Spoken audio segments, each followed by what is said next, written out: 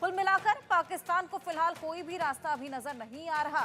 बड़ा सवाल यही कि क्या पाकिस्तान सरकार बीएलए के साथ कोई डील करेगी या फिर वो एयर स्ट्राइक के लिए विचार करेगी। एयर स्ट्राइक का मतलब होगा बीएलए को पूरी तरह से उकसावा देना और बंधक बनाए सैनिकों की मौत की खबर सुनना। सैनिकों के बंधक बनाए जाने से लाचार दिख रहा है पाकिस्तान। जो दिन आज देख रहा है, कहीं ना कहीं इसके लिए वो खुद ही जिम्मेदार है।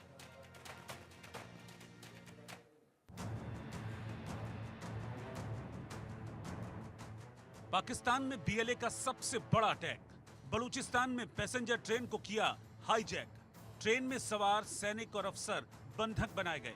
पाकिस्तान में सबसे बड़ा संकट, जिम्मेदार कौन?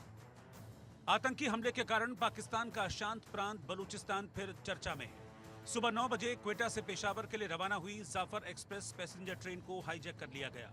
अगवा करने से पहले बोलान के मस्काफ इलाके में पेहरो कुनरी और गदला के बीच भारी गोलीबारी हुई।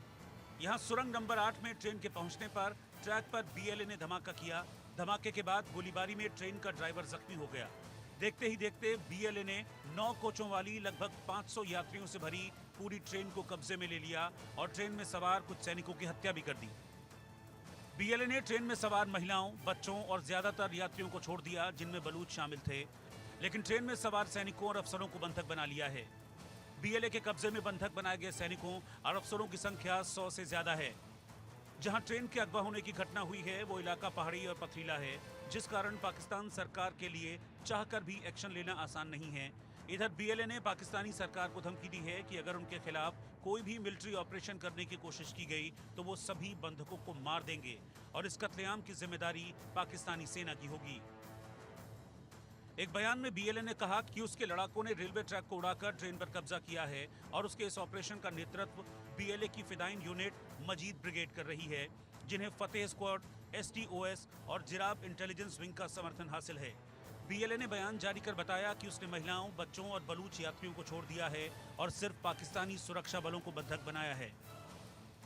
बंधकों में पाकिस्तानी सेना, पुलिस, एंटी टेररिज्म फोर्स और आईएसआई के एजेंट्स शामिल हैं। इस खबर से शहबाज शरीफ के हाथ पांव फूल गए हैं। पाकिस्तान के 200 के करीब सैनिकों और अफसरों की कनपटी पर इस वक्त बीएलए की बंदूकें हैं। शहबाज सरकार ने गंभीर संकट को देखते हुए इलाके में इमरजेंसी लगा दी है।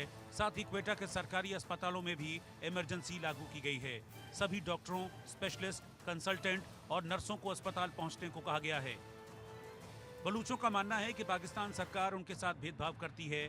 प्राकृतिक संसाधन होने के बावजूद बलूचों की आर्थिक स्थिति जानबूझकर काफी खराब बनाकर रखी गई।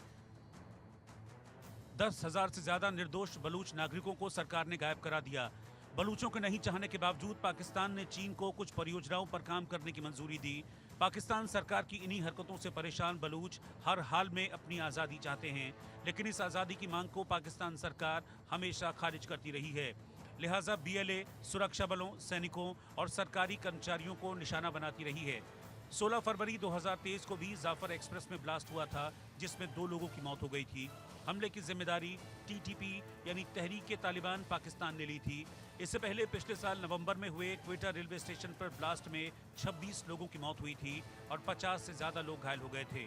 इस हमले की जिम्मेदारी भी बीएलए ने ही ली है। Bureau report, India news. और अब बात बांग्लादेश की। पड़ोसी मुल्क बांग्लादेश में उथल-पुथल जारी है। खबर है कि बांग्लादेशी सेना का तख्ता पलट की तैयारी लगातार जारी है और कहा यह भी जा रहा है कि सेना के लेफ्टिनेंट जनरल फैजुर रहमान पाकिस्तान के शहर पर बगावत की तैयारी कर रहे थे और इस खेल में यूनुस भी शामिल थे। सेना प्रमुख वकार उस जमान की कुर्सी पर कब्जे का प्लान था, लेकिन प्लान नाकाम हो गया।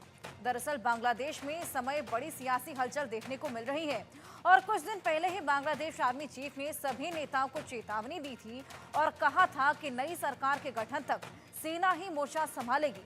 शायद इसी बयान के बाद यूनुस टीम बौखला गई और सेना प्रमुख के खिलाफ साजिश की गई, जिसका पर्दा अब फाश हो गया है। बांग्लादेश में फिर तख्ता पलट की कोशिश। बांग्लादेश सेना के प्रमुख के खिलाफ साजिश। यूनुस, आईएसआई ने बनाया खतरनाक प्लान। क्या बांग्लादेश बन जाएगा पाकिस्तान?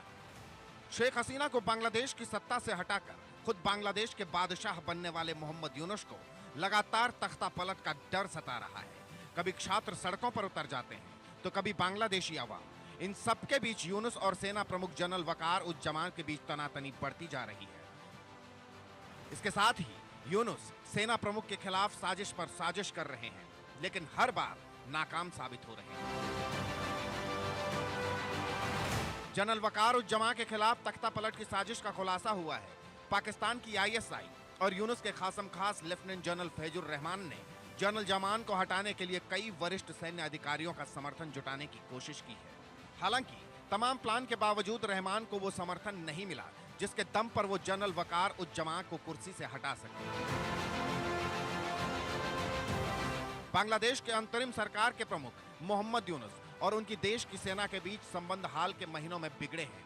पाकिस्तान के साथ बढ़ते संबंधों के कारण सेना प्रमुख जनरल वकार उज जमा की चिंताएं बढ़ गई हैं, क्योंकि इससे बांग्लादेश की आंतरिक सुरक्षा और राजनीति पर पाकिस्तान का प्रभाव पड़ने की संभावना है। बांग्लादेश में राजनीतिक और सामाजिक उथल-पुथल बनी हुई है। ऐसे में यूनुस की भी सत्ता कभी भी जा सकती है। ऐसे में यूनुस की हर संभव कोशिश है कि उसके रास्ते में जो भी खिलाफ में खड़ा है उसका खेल हो जाए, लेकिन स्थितियां ऐसी बनती जा रही हैं कि खेल खुद यूनुस का हो सकता है। Bureau report, India news. चलिए आगे